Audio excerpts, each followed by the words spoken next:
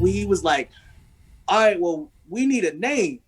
And it's funny because he was like, yeah, because you mentioned Killer Mike. I was like, yeah, we need a name. He was like, I kind of want to do something like a phrase, kind of like Run the Jewels. I was like, Hey, mm-hmm, your mm-hmm. So I was like, RTJ4 was album of the year for me last year. yeah, yeah. So I was like, yeah, all right. So what we thinking? We had about three names, but we decided. He was like, yo, catch the fade, yo. I was like, Okay. cause we punch a lot. I was like, cause we punch a lot.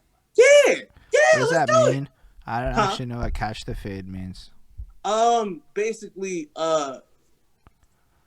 catch fade like fighting, like we about to fight. But then we Okay. was like, but then we flipped it. He was like, oh yeah, because we do punches a lot. We do a lot of punchlines or whatever. He was like, oh, I was like, yo, and I was like, yeah, because we punch a lot. He was That like, makes a lot of sense. yeah. I like that bar. So So your name we is a was, bar.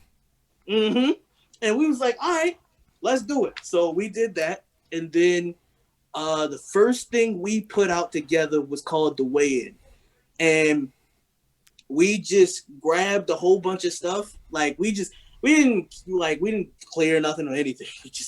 We just literally just grabbed beats, rapped over them, and we just put them out and see. We just did something real quick to see. To show we got some skill with this shit.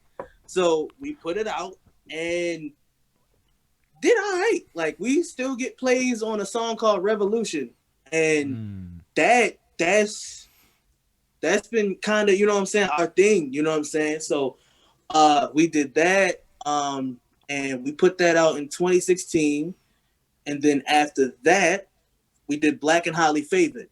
That came out 2017, 28. We recorded it like 2017, dropped it like 2018, and yeah, that did really well too. And then my cousin had the crazy idea of having the chopped and screwed version of the album. And he found a Houston DJ that's kind of locally known there, and he did all the scratching and the chopping for us. And from then on, we just kept putting stuff out. You know what I'm saying? Alright, Like, why don't you stop and explain what the fuck a chopped and screwed is?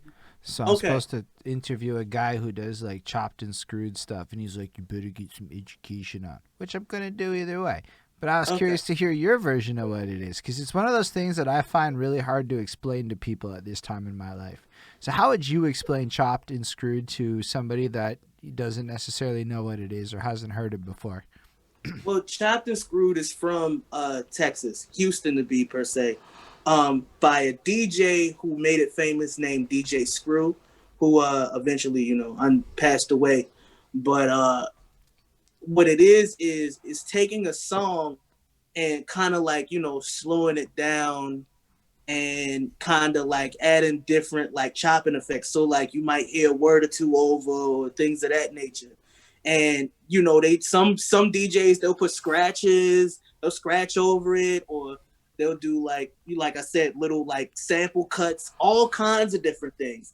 But it's really just a slowed down version of the track, but it's like real, like they'll slow it down to the point where they feel like it's the smoothest point of the song, and they'll just chop up different vocals, chop up different pieces of the beat, everything. It's lit. It's real lit.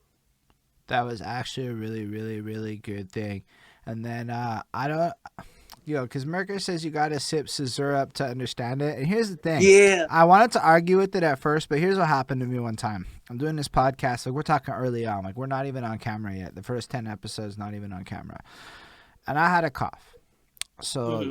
we had cough syrup with codeine in it. We just happened to Mm-hmm. have it there because it was Right. in the file. I never drink this shit. It tastes like fucking ass. I don't want to drink it. So I misread the bottle and it said 2 teaspoons, and I gobble on down 2 tablespoons of this motherfucker. That I'm letting you know right now. That was 100% enough to let me understand chopped and screwed music for the rest of my life. It was one experience, and I remember got high, and all of a sudden this wavy shit it hit, and I thought about like Bad and Bougie and all that shit. Oh, Bonnie, my girlfriend's like, I only bought it because it must have been on sale. Oh my But like, god. either way, so I basically got high on lean, and then we recorded the episode. You can go find it. I'm not going to tell you which one it is. So you have to go digging in the crates a little bit. But there's one episode where I'm effectively wasted on fucking lean, and I was the happiest motherfucker ever. I didn't know. And so when I listen to the chop, and it's crazy because I did it one time, and for the rest of my life since, and we're talking like 4 years ago now, I kind of still understand the vibe. When I heard the chopped and screwed earlier, my brain almost went right back there. Now, I don't want to encourage anyone to do drugs, but I can tell you I had a very similar experience with MDMA and rave music. I feel you. I feel you. But it's like, yo, you go to the right environment. Yo, because actually I keep this note on all of my like review files for the fucking 10 reviews I'm going to do in the next bit. But like it says, music is meant for the environment it's performed. Yes. And that's great. Me and my first Metallica concert as well.